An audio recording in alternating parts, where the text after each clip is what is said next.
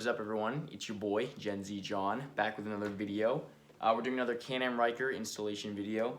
This one's gonna be for the auxiliary headlights. This one should take about, it said on the instructions about an hour, but obviously I'm gonna cut that down. Hopefully get this to around 15 minutes, should be the goal. Any less would be great. But the required tools for this one are gonna be a 3/8 millimeter drill bit with hopefully an electric drill. And then the other thing is the panel removal tool. So it's actually this one. I got this off Amazon. Really simple. Just so you can get these rivets I'll show you off. There are about 6 of them, I think, you're gonna have to take off. But for that, that's really all you need for the required tools. Everything else that you're gonna need is gonna come in the box. I am actually gonna do a quick unboxing just to show you guys what you get in the box, look at our first impressions, and then we're gonna start installing it. So let's head over to the unboxing. All right, here they are. Let's take a quick look at this. This is actually the only box I got that came in the official Can-Am logo and all that. So pretty excited to look at this one. So very simple, just give me the lights right here. I'll actually look at these guys real quick. Not sure what else it actually comes with. There we go, perfect. All right, so here they are. What I do like is that they actually fit right on top. They go with the hood very nicely. These aren't too heavy, just a few wires in the back. It'll be pretty simple. Let's see what else is in the box. Oh, yep, here we go. A little bit of other stuff. So just some wires, some other stuff just to connect them, some zip ties, hooks. So we're gonna have to run some wires for this one, I assume to the battery. But again, it just comes with the instructions.brp.com. So that's where we're gonna look for our instructions there. But yeah, simple, not too much stuff. Again, should be pretty fast. Let's get over to the install. Okay, now that we've got that unboxing out of the way, let me guys show you the first step, which is to remove this front hood. Really simple. As you can see, there are kind of some slots right here. You're just gonna put your fingers in there and you're gonna feel 2 hooks right back there, and you're gonna push those up, kind of pull them a little bit, and that's gonna actually release this front hood. So I feel one, here's the other one. Give them both a quick little pop up, then the hood will slide out towards you, and you can just lift it up. And these are those 2 hooks right here. Here's one of them. You just kind of put your finger back there and give it a quick little push on the other side also. So we're gonna set this to the side. And just to show you guys, this is actually the back of the hood. You can see there are 4 holes right here, predetermined spots just to show you where to drill. Really nice that they do that for you. So that's what we're gonna be drilling here. I think it's 3 actually, I don't know if we use this last one. But yeah, those are the spots you're gonna be drilling at. All right, so you're just gonna come over here, right under the glove box. When you push this up, you're gonna see there are 2 rivets over here and then 2 more on this side. Then there are actually 2 more by the gas tank. I'll show you those after. But to remove these, you're gonna grab your tool, which you're hopefully using. You'll see there are 2 kind of divots right here. You're just gonna come on the side with this tool, kind of wiggle it in there, be gentle. And then you're just gonna pry it up. These come out super simple. Sometimes you're gonna get them out in 1 piece, and you have to take the other one out. Sometimes they do come out in 2 pieces. Let me show you the other one. Make sure you save on to both parts of this. Don't wanna lose these. Okay, and you're gonna come over here on the second one. And if you do lose these, you can buy replacements. They're not too hard to find. I think you can find them. See, sometimes they come out in 2 pieces. I think you can find these on BRP's website. I'll try and put a link in the description if you guys are missing these. So yeah, 2 on that. I can do the 2 on the other side. Then we'll go over to the gas tank real quick. All right, so over by the gas cap, when you come over here, there are actually 4 rivets to remove. So I already did the 2 on the other side. You're gonna take this one out and then this one out, both of those. So there are actually 8 holding in this side panel here that I found. So I'm gonna go ahead and take those out. Same exact procedure. Come right under here, open it under, prying them up. Come out pretty easily, especially with this tool. This thing rocks. So yeah, there's 1. Let me just grab the other one real quick.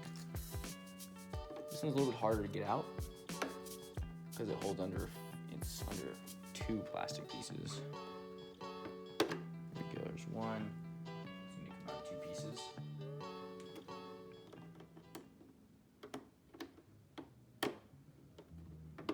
There we go. And now you should see that the side panel is able to be removed. So let me show you a better view of that. Okay, and then to take off this side panel, you're gonna notice it's quite loose.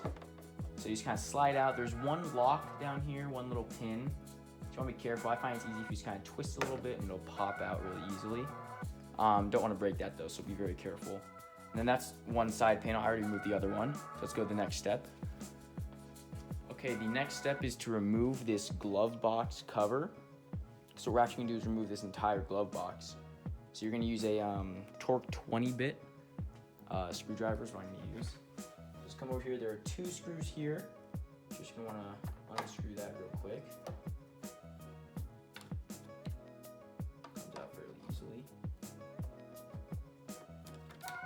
And there's a little piece here, so you don't wanna lose this, be careful with that. And you'll notice the cover will just kind of come right off. Kind of wiggle it. And it'll come right off. And now, what you're gonna do is take off 2 more screws right here. Right here. And these are actually securing the glove box to the actual body. Just with these 2 screws right here. And the other one on the other side.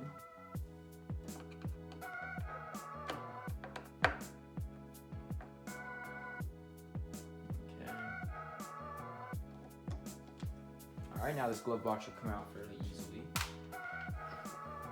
Alright, so when removing this bottom glove box here, the entire compartment, you'll notice once you take these screws out, it's going to be really loose at the front. There are actually some hooks connecting this piece with the glove box. So you're just going to want to unhook those. It can be a little finicky. You're going to have to move these all around a little bit. Just get them a little bit loose. And then this glove box should just sneak out right here. If I can keep all these clips off. Right there. Then be careful, this is actually connected. So what I'm going to do is put this over here once I disconnect that. Leave that right there. Let me disconnect that real quick. Alright, so the next step after you take out that bottom glove box is to come over to the front cover here and drill out those 4 holes. I already did one. Let me show you the other ones real quick. So pretty simple. I'm just going to use the drill. This is a 10 millimeter or 3/8 inch. I'm going to drill right here. Pretty simple.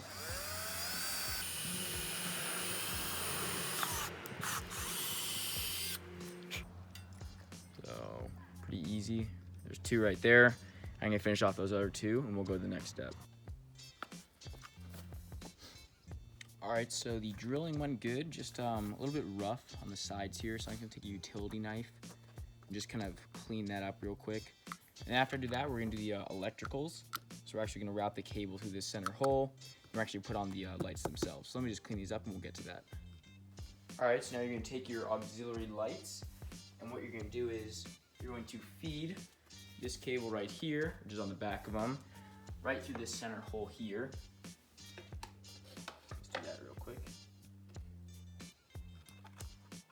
And this is actually the first time you can see them sit right on top. Make sure you drilled your holes correctly. Pull this right through here. I'll scratch it. Nice, nice. Okay, hoping you still see this. Let me check real quick. She's all fit in. Oh, yep, very good. And that's how it's gonna look right there. So pretty good. Sits right on top there, looks really nice. And here's the underside. So really clean design. You're just gonna be putting screws in right here. And then this wire comes right through. So looking good so far. All right, so once you put that through, you're just gonna take this little connector piece, which comes with it. On this side here, there's a 1, which is on the left side, and a 2 on the right. So the black wire goes in 1, red goes in 2. I'm gonna put that in real quick. Black wire in 1, red in 2.